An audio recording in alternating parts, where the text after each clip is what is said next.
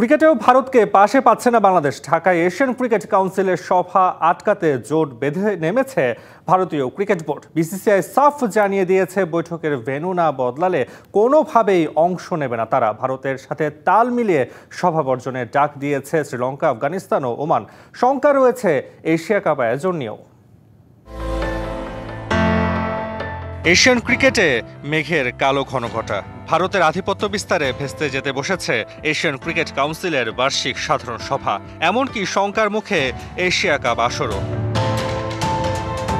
এশিয়ার ক্রিকেট খেলুড়ে দেশগুলোকে নিয়ে 24 জুলাই ঢাকায় বসার কথা এসিসির সভা। তবে এতে অংশ নেবে না ভারত, তাই এবার সাফ জানিয়ে দিয়েছে। এসিসিকে চিঠি দিয়ে জানিয়েছে বদলাতে হবে বৈঠকের ভেন্যু।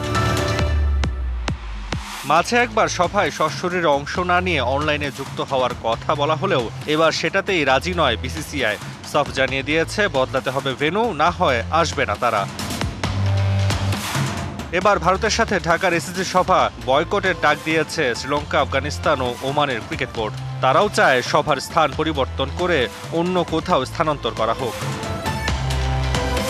তবে এসিসির বর্তমান সভাপতি মহসিন নাকভি আবার বদ্ধপরিকর ভেন্যু না সরানোর ব্যাপারে। ভারতকে চাপে রাখতে এসিসি সাধারণ সভা অন্য কোথাও নিতে চাইছেন না তিনি, দাবি ভারতের গণমাধ্যমগুলোর। যদিও ভারতের অনুরোধের ব্যাপারে এখনও চূড়ান্ত সিদ্ধান্ত দেয়নি এসিসি। এশিয়ান ক্রিকেট কাউন্সিলের বর্তমান সদস্য দেশ 27টি। আঞ্চলিক ক্রিকেট সংস্থার সংবিধান অনুযায়ী বলা আছে, গুরুত্বপূর্ণ কয়েকটি সদস্য বোর্ডের অংশগ্রহণ ছাড়া বৈঠকে কোনো সিদ্ধান্ত নেওয়া হলে অকার্যকর হিসেবে গণ্য হতে পারে।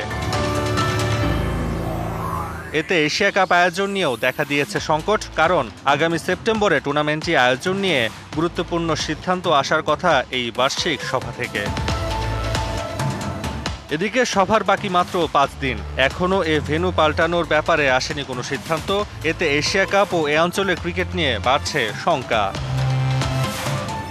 তাসওয়ান নাফি, ডিবিসি নিউজ ডেস্ক।